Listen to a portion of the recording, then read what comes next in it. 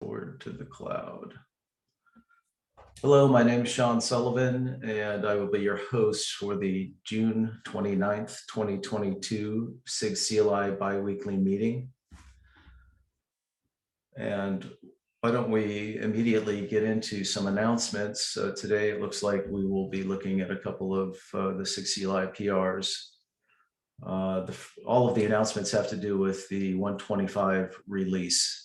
And so the enhancement freeze has passed, and there was one KEP that we were attempting to get in, and to be honest, off the top of my head, I don't know if we did get that one in. That had to do with the kuberc file. Did we get that in, Mache? Yeah, it landed, yes. Okay, great. Yes, we landed on the last day.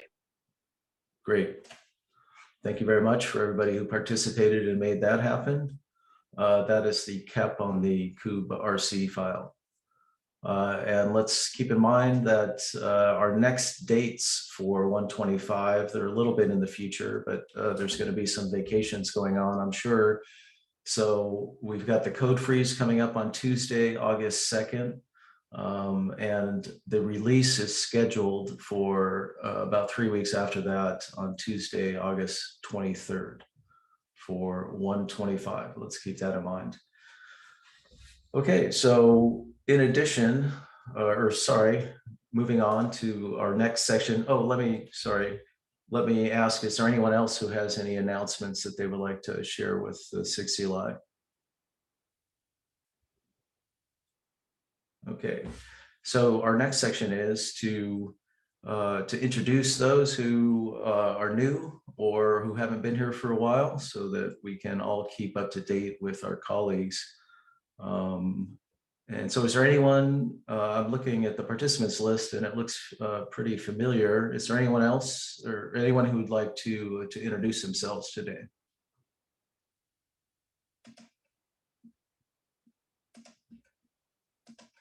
Okay, moving on. So let's get to the topics. And the first is Marcus's PR on JSON support in kubectl config. So I had just a quick aside, Marcus, I had a fast look at your PR and it looked totally reasonable. And we may end up asking for a couple more tests. As you know, that's a big focus to ensure that we have a really good test coverage. And I saw that you had tests there. So cool. So why don't I bring that particular PR up? Do you think I could share my screen really quick? Yeah, let me just quickly make you a co-host. Let me know if you can share your screen, or do I have to stop sharing? Oh, wait, hold on a second. Oh, no. Whoops. Okay, I have to rejoin because apparently I have never set Zoom to be allowed to share on this desktop. So I'll be right back. Okay, and with that, I will bring up, I'm going to share again, and we can have a quick look at the PR. So this is some of the JSON path client Go code. We're adding a parameter here and here. Here is where the JSON path is parsing and adding to the value text. It looked pretty straightforward to me. Here's the tests that he has so far. And then there was some added help text, explain text. Sorry about that. With the code being mostly, looks like right here. Yeah, basically I had to re-implement the existing one. Okay, so I'm going to not share this panic. Okay, so this is my cube config file. And so just as a quick example, I need you all to get out of the way. So this is how the JSON pathing would work for example, here for clusters. Like if I wanted to set a new cluster named test cluster, then this is like the path that I would set for it. And then if I want to set server, it would just be cluster and then server. So we have to make use of the filter to be able to find it. And if it doesn't find it, and we're using a filter with a strict equality, then it says, okay, well, we got to create it. So we create it, and then we keep on going down. So you can see I had an empty config file, and now I have this test cluster with the server, blah, blah, blah. And we can change it to whatever we want.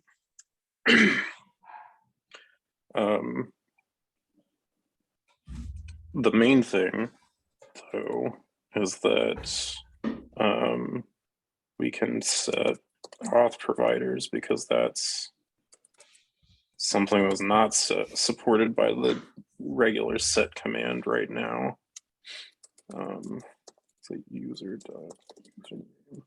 Some of the pathing kind of feels awkward, especially compared to, for example, how the old dot delimited formatting worked.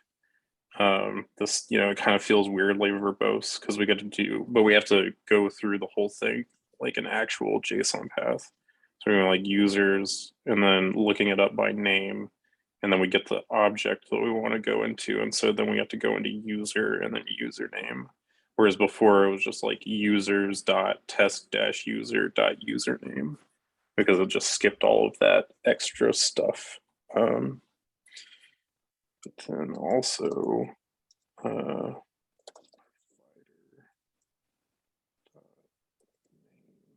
Yeah, but let's not forget that even though the previous way of specifying the keys in the cluster map, because that was usually either users or cluster maps, was only used in this particular setting or for this particular command. Whereas this approach where we are using,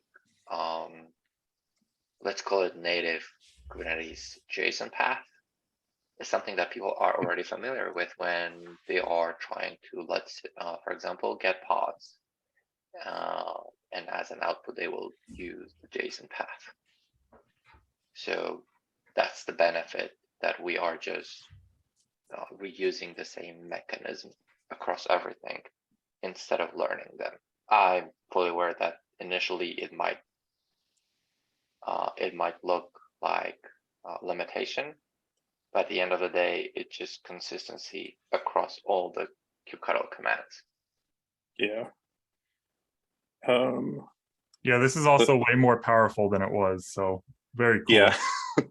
I was trying to remember the names of the stuff that, like, because before we couldn't set lists, we couldn't set map keys, and sorry, I was just kind of going and not thinking, but like, for example, like before we were never able to set the auth provider stuff, and even if we were never able to set that, like, for example, this is a map string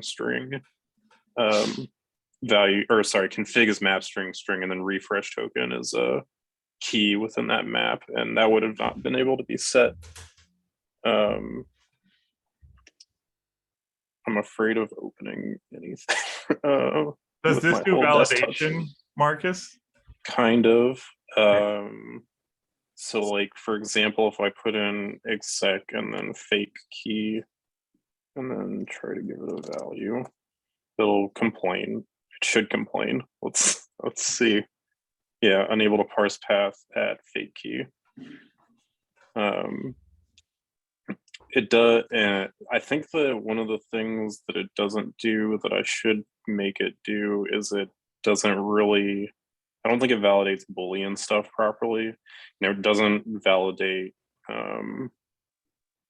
well, I guess the slices is fine. I'm trying to remember the name of one of the fields that takes a slice, but I'm blanking right now.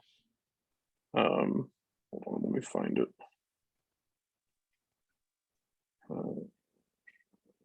Types. Oh wait, yeah, the impersonate stuff is perfect. Okay.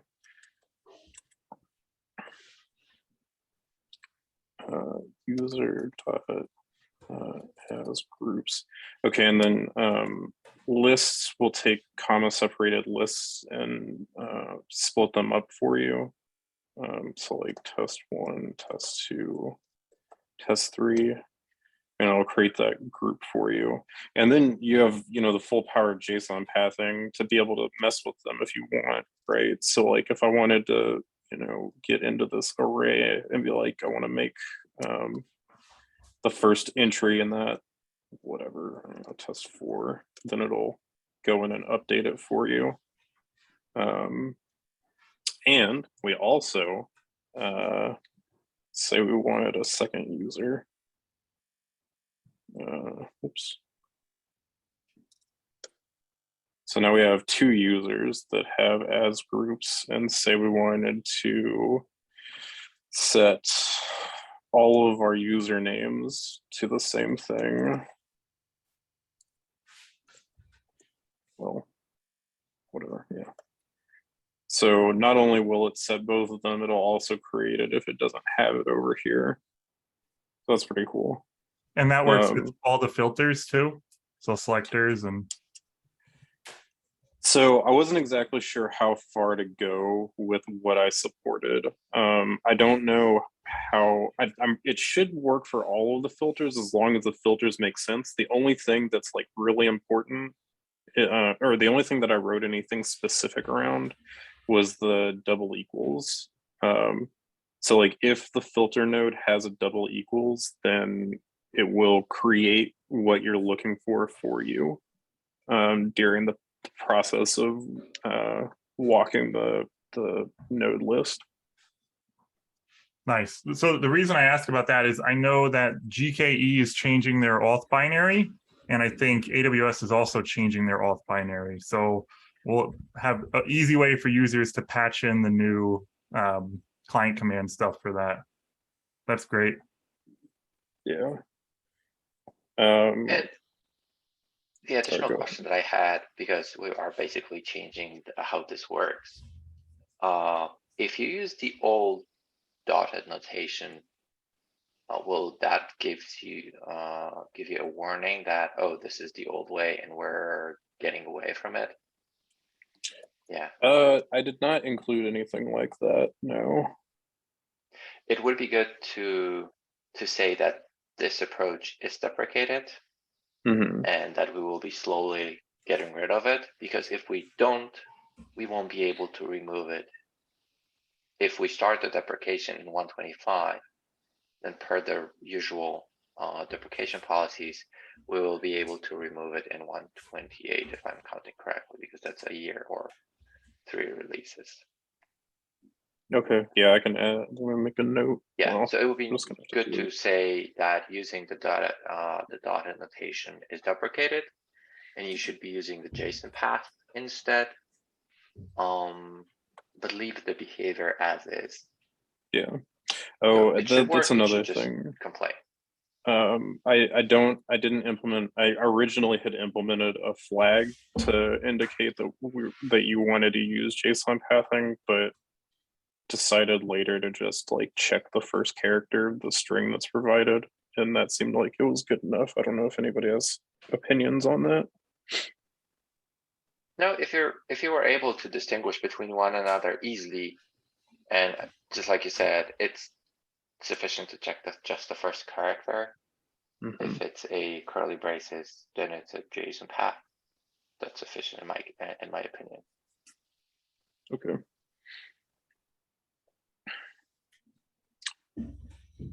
I think that was it. Oh, sorry. One other thing is that I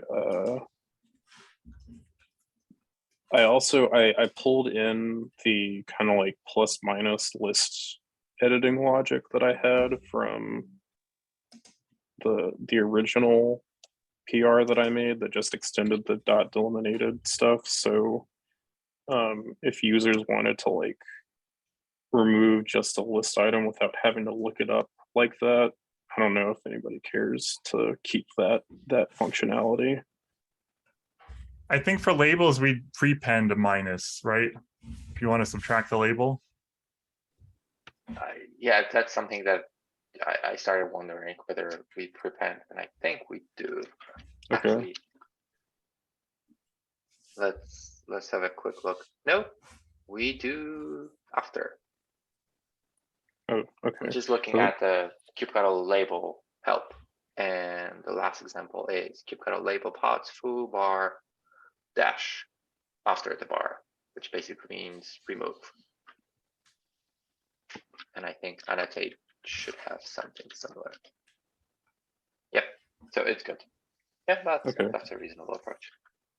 And then the last thing really is, originally I was using sets, but it was messing a bunch of stuff up. But I, because it would deduplicate things, so I implemented a flag to deduplicate stuff. So like you can see here, we have test 1, 2, 3, and then another 2, which, you know, maybe that's on purpose, but oh my God, okay. Maybe I didn't, I thought I did. Is it deduplicated or deduplicate? Let's, oh, it's deduplicate, you're right, thanks. Yeah, so basically just runs it through the sets, or is it sets list, something like that, I can't remember. Strings, no. Whatever there's like a built-in thing that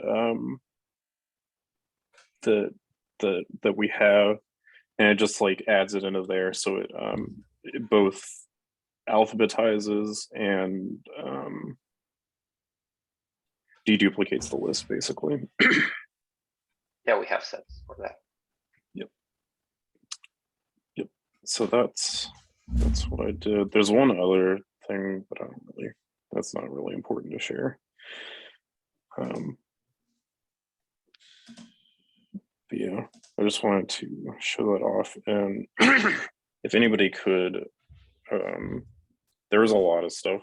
I tried making sure that I tested everything, but I most likely missed things, and so if anybody would be kind enough to like give me a quick like beta test and let me know that, oh, I forgot, there is one thing that I don't know how to fix. It's God, it's one of the types that's kind of weird, and I can't remember what it's called now.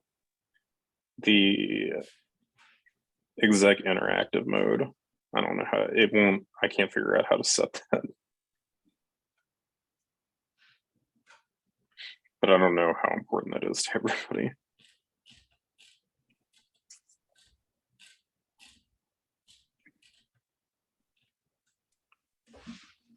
Yep. Cool. Yeah, that looks awesome, Marcus. Yeah. Thanks a lot for the patience and sticking with us. I know that, especially myself, I've been pain in the ass with regards to reviews on that one. Especially that after Eddie did the initial reviews, I came there and completely changed the vision of the approach. But looking at what you did, I'm positive that the overall outcome for this command is just mind-blowing, and the functionality and the possibilities after your changes are significantly superior than with just building on the old mechanism that we would have there. Yeah, it'd be nice to delete that whole navigation step parser. That's one of the reasons that I'm pushing to have that deprecation message, because the sooner we start that deprecation message, the sooner we will be able to get rid of the old craft. Yep.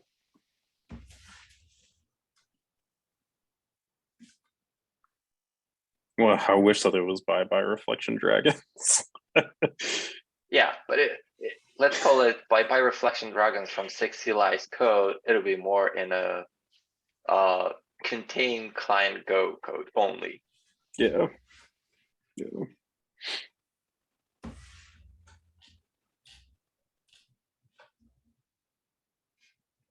Okay, great. Shall we move on to Arda's PRs? Okay, great. So I'm actually going to start with the last one first, since I think it's the smallest, the shortest one. Is that okay, Arda? Yes, I agree.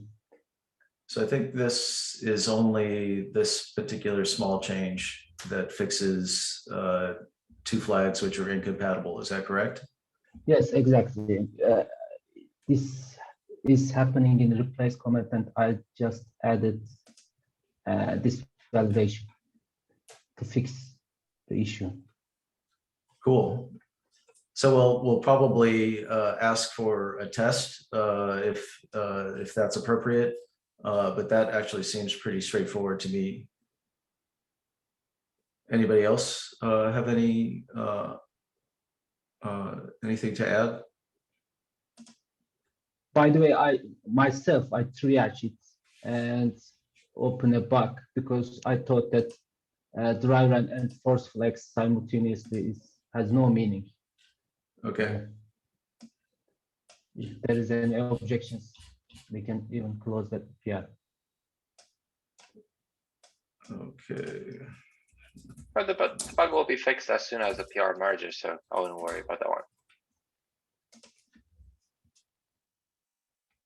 Okay, cool. Let's go on to, since that was pretty straightforward, I'm going to go to the first one, which is introducing a new environment variable on Yes. where the caching is. Is that correct?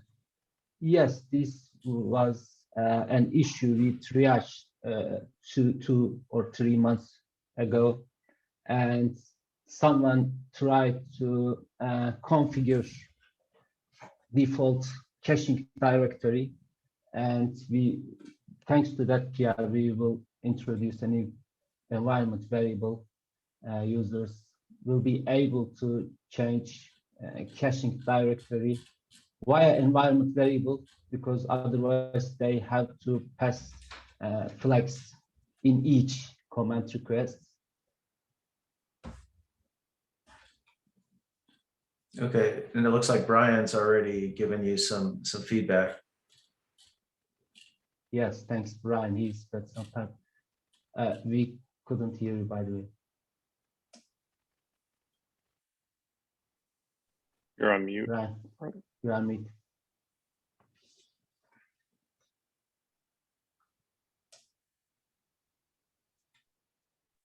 Or wrong mic.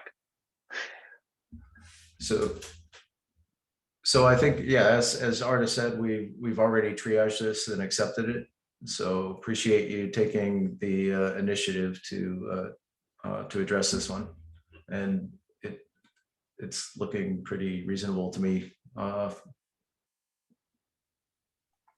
Thanks. I have a confidence that I'm not breaking any part. I can just say this. Can you guys hear me now? Yes. Yep.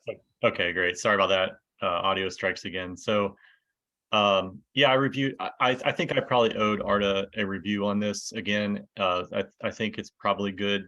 I'll take a quick once over on it, but I think it's probably good to go. Cool. Yeah, I skimmed Okay. through it. I don't see any additional additions that we would have to go there. I would just tag it as is. Thanks. Cool. Let's go to the last one here, which okay. So this one I had a question about. So we're adding new flags for the alpha events. Is that correct, Arda? Yes, to promote alpha events, to control events to beta, we need to be compatible with the kube control get events. And I added a lot of flags to just be similar with the get events. And recently I added a lot of integration tests, and I run this PR with these integration tests, and it passed. Okay. Yeah, that was one of the problems that we had when we put together a cap for promoting the events to beta. Unfortunately, we don't have almost non-tests that are for this particular PR. So we had By to. the way, I'm going to open a new PR, a new integration test follow-up PR to testing new flags. I just did not add in this PR because that makes the PR bigger and bigger. No, that's fine. A separate PR is okay. We don't have to do it in a single PR every day. Okay. So I'm going to add triage accepted. Does that sound reasonable? I'll make sure to review this particular one tomorrow morning and leave the comments with regards to.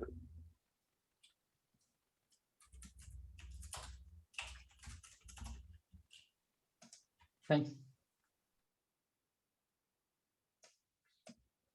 Okay, so we may have some extra time for all of us this morning. That was all that we had on the agenda. Is there any stand-ups or anything else that we'd like to address?